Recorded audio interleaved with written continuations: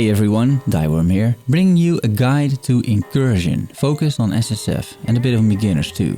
I'll teach you why Incursion or Alpha temples are so good, how to set yourself up for success in building a temple, and I do a deep dive on the rewards. This is going to be a long one, but there are timestamps. This guide does not focus on how to make profit, but once you master the mechanic, you can use this knowledge to make profit in trade.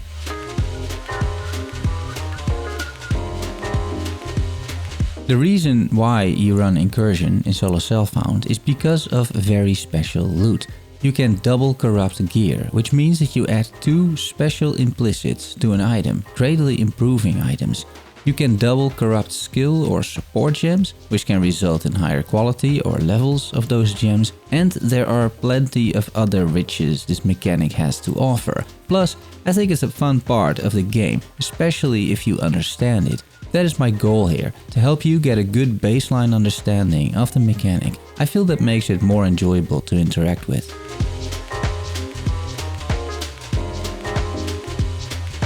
Incursion is a mechanic that lets you build your own temple by killing architects, overseeing how the temple was constructed in the past by using temporal incursions, portals to the past. By killing architects in the past, you shape how the temple looks in the current day and age. When you're done with your time travel killing spree, you can raid the temple and grab that shiny treasure alongside Alpha, the Master Explorer. Incursion is therefore related to Alpha, a master you meet in Act 7, and after meeting her and doing her quest, she can show up in zones and maps to spawn a temporal incursion. There are a few ways to spawn Alpha, the Master Explorer. Alpha either spawns randomly, like other masters such as Einhar, Nico or Jun, or you can use a master mission from the map device to guarantee her being in the map. Using a sextant on a void stone can also guarantee she's in the map, and certain Atlas passives help too, but we'll get into that. As this is Path of Exile, you can min-max everything, meaning the incursion strategy is part of that too. I'm aiming to provide a lot of detail, but I'm also trying to be mindful that you're likely more of a beginner, so too many details won't help either.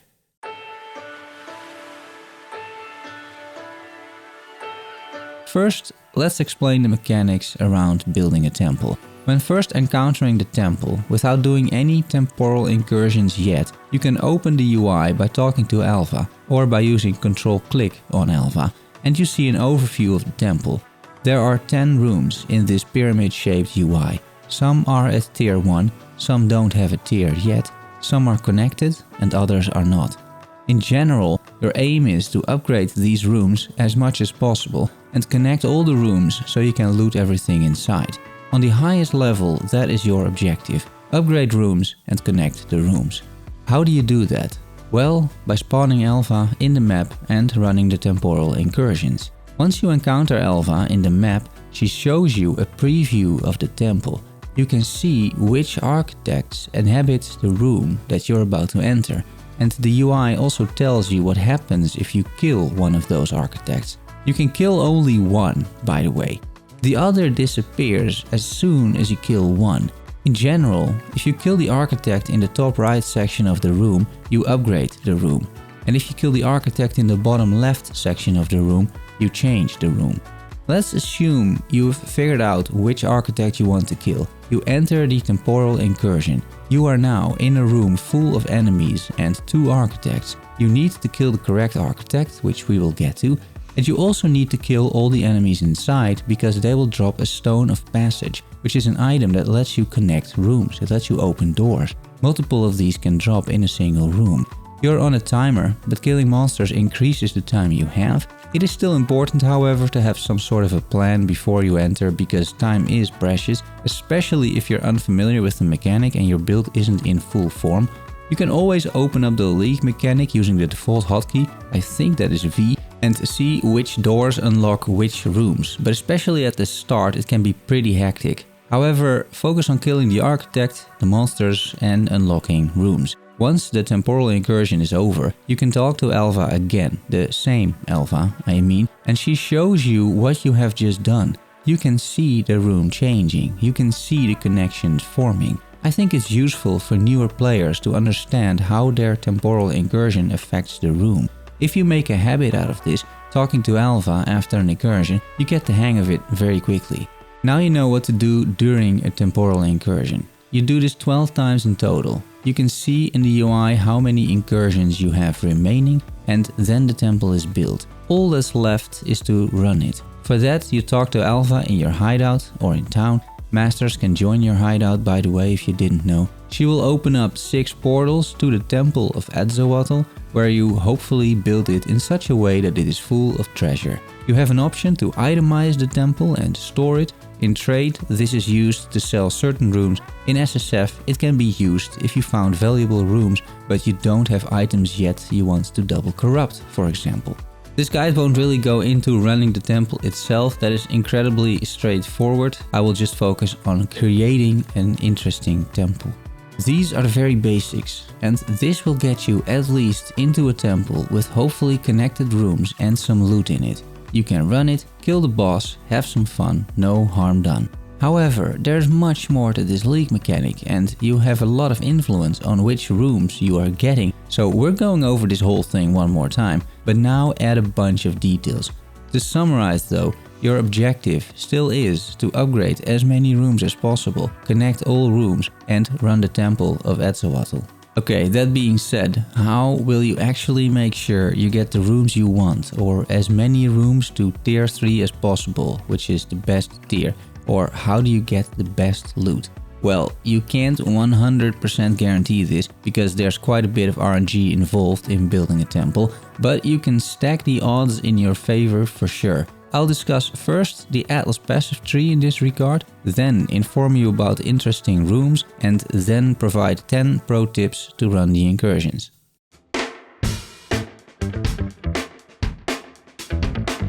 What you should start with is take a look at the Atlas passive tree. There are multiple nodes involving Alpha and chances of getting a master mission. Type in Alpha in the search bar and they will all highlight. I'm not suggesting you take all of them, but clearly the more chance you have of spawning Alpha, the more temporal incursions you get and the more temples you can build. More importantly for Incursion, however, are Atlas passive tree nodes related to Incursion, in particular contested development and resource reallocation. Don't think about those too much, or at all. These are incredibly confusing nodes. I contemplated explaining them, but I don't think it is all that useful or important, honestly. Just take them, they are mandatory, because these nodes greatly increase the chance of getting a room to the maximum tier, which is tier 3. They give you a chance to upgrade a room from tier 1 to tier 3, which is really good. I'm oversimplifying, but these two nodes give you roughly a 50% chance of upgrading a room by 2 tiers, and a 50% chance to add a tier to a room if you change that room instead of upgrade it.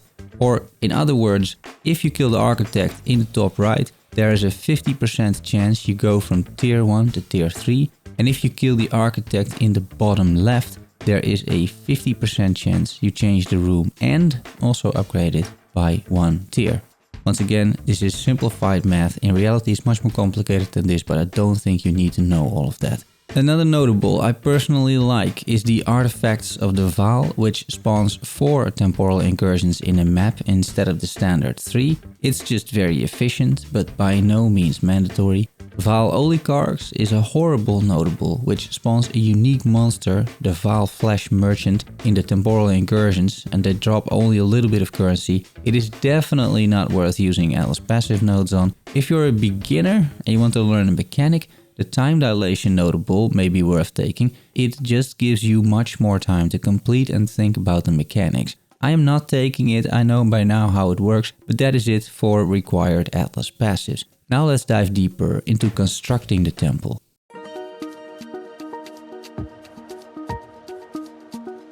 This is a guide for SSF, keep that in mind. Plenty of rooms are useful in SSF. Still, I'll provide a bit of a tier list, if you will, in terms of what rooms are the most useful. The 2 rooms that are highly sought after are the Locus of Corruption and the Doriani's Institute. And here you already have an issue, because first of all, how are you going to remember those names? And second of all, these names don't even show up in the UI if the room is a tier 1 room, because these are the names of the tier 3 room and the game assumes you only upgrade by 1 tier, so it shows you the name of the tier 2 room. Yeah, rewind if required.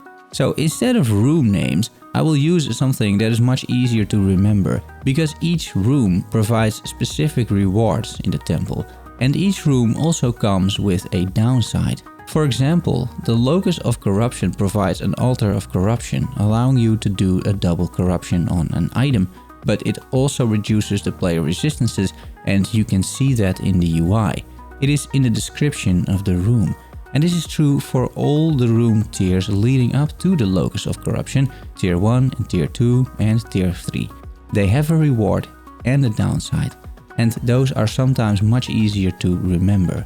So with that in mind, the 2 rooms you want to focus on, the absolute best rooms, are those that reduce maximum resistances of players and those that mention gems. These are the 2 best rooms in the temple because they offer unique rewards and you can't get those anywhere else in the game. The room that lowers maximum resistances at tier 3 becomes a Locus of Corruption, with that altar I just talked about. This altar lets you double corrupt items, and let me quickly explain what can happen, because there are 4 outcomes here, all with a 25% chance of happening if you use this altar on an item. Outcome 1. The item gets double corrupted, gaining 2 corruption implicit modifiers. These are very strong implicits and this is the desired outcome. This is what you want. Outcome 2. The item gets 1 or multiple white sockets. This is not a bad outcome either because white sockets are useful. You can put any color gem in there after all. Outcome 3. The item becomes an influenced rare item of the same base type. This is bad because that item will have all of its affixes re-rolled. It's like using a chaos orb on an item. Outcome 4. The item is destroyed, gone, like Belle Delphine's career. This is bad, also for the bathwater business. Then the other room, the gem room, the Doriani's Institute. This room gives you gems like support and skill gems, which can be great in SSF. It sometimes drops a bunch of gem cutter prisms, not bad either. And it has yet again a sort of altar at the highest tier, tier 3, yet again to double corrupt, but this time you double corrupt a gem, a skill or support gem. I'm not going to get into all of the options here, but outcomes of using this are either a level 21 gem, assuming you start with a 20/20 gem, right? Gems with up to 23% quality, a combination of both, or a bunch of less desirable outcomes like changing a skill gem into a Val skill gem, which can be good or bad, or lowering the level of a gem, which isn't great, although you can re-level a gem back to level 20, or it lowers the quality of the gem, which cannot be fixed anymore. Next to these 2 rooms, I tend to value the Apex of Ascension, the Throne of Adziri, and the Temple Nexus. The Apex of Ascension you can remember because it lets you sacrifice uniques. That is what the UI says. So you should upgrade rooms that lets you sacrifice uniques. This is fun in solo self-found because it is a small gamble, as you can put in a unique and it turns it into a random other unique. I think that's fun. But at tier 3, the Altar of Sacrifice has an additional slot for vials. These vials are rare drops from the boss in the temple, which is why you should always run the boss. And what they can do is literally in the description of the item, but they can transform specific uniques that you also find in the temple into upgraded versions. I think that's a cool mechanic, and it may even give you an item you can use in your build. Otherwise, it is for your collection. You put in both items, press the button and voila, a cool unique. The Throne of Adziri, those are rooms that mention magic monsters, so you should focus on upgrading rooms that mention magic monsters. This spawns Adziri, Queen of the Val at tier 3. Pretty fun boss fight, you can get good rewards. The boss tactics here are basically to not stand in the red circles and you should be fine. The Temple Nexus is a super useful room because it upgrades the tiers of adjacent rooms. This is also what the UI says, so this is easy to remember. This is obviously good, you want as many rooms to a high tier as possible. Then some honorable mentions that are fairly self-explanatory. There are rooms that spawn a breach or a legion, it literally says so in the description. There are rooms that spawn a bunch of chests with armor, weapons, maps, strong boxes, a variety of all of them and whatever else. Pretty useful, especially early league these rooms. There's a room that spawns explosives, which you can use to blast open blocked hallways because you didn't connect the rooms properly.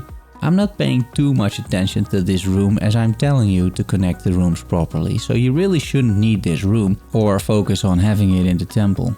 And there are rooms that are themed around fire, cold, lightning, minions, chaos damage, etc. Those rooms at tier 3 spawn valuable items with specific incursion mods on them. You can see a bunch over here that I've collected. It's difficult honestly to get a good item from this, but you might just get lucky. These chests also drop the specific uniques you can transform with those vials at the altar of sacrifice, and on top of that they imbue the boss of the temple, making him a little bit harder but also making him drop more loot with incursion mods, so it's worth doing. Talking about the boss, this is not a hard fight at all and definitely worth doing. The boss is always in the top room, so make it a priority to connect to it, kill him and enjoy some interesting uniques and items with incursion mods on them. The boss drops the vials I talked about, he drops a special belt, the String of Servitude, with up to 2 corrupted implicits which have triple the value. Super niche, but it can be good on certain builds. And the boss can also drop a Vaal aspect, Ambition, which is required to create a unique jewel called the Adorned, when combined with 3 other Vaal aspects.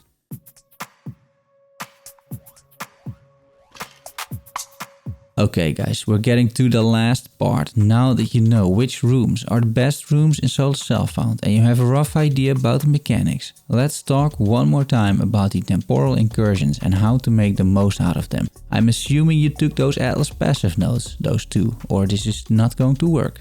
So this section is just a bunch of things you should know which really help getting those 2 to 5 rooms you want to focus on. So I have 10 pro tips, here they go. Number 1. Once a room reaches tier 3, it cannot spawn anymore in a temporal incursion. As you only have 12 incursions, this is useful because you should focus on getting rooms to tier 3 so you have a better chance to spawn other rooms that are valuable. As a general rule, make upgrading to tier 3 a priority over changing rooms. Number 2.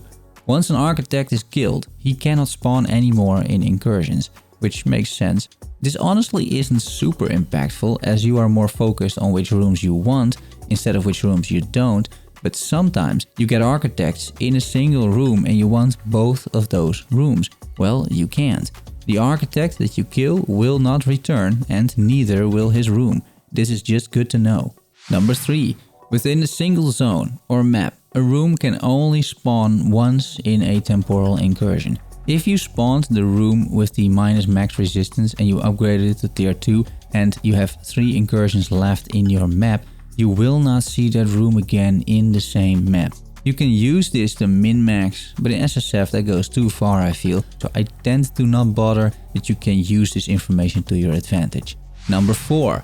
While inside of an incursion, you can open up the UI and hover over the connected rooms indicated by the red dots to show which connection or hallway in your current rooms connects to other rooms. This takes a bit of getting used to, but it works quite well once you got the hang of it. Number 5. While inside of an incursion, first kill the architect you need to kill, then kill all the monsters and pick up the stones of passage, and then open the door.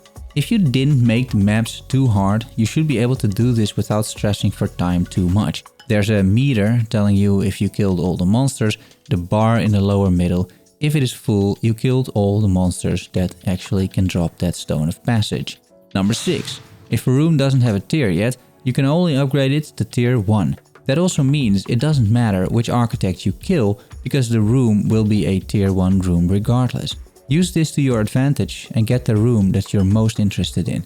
Number 7. All things considered, as a general rule in line with pro tip 1, you should always kill the architect in the top right, unless that means you give up a room that you really want. Because thanks to the Atlas passive nodes, there's a decent chance you upgrade, meaning killing the top right architect, any room from tier 1 to tier 3.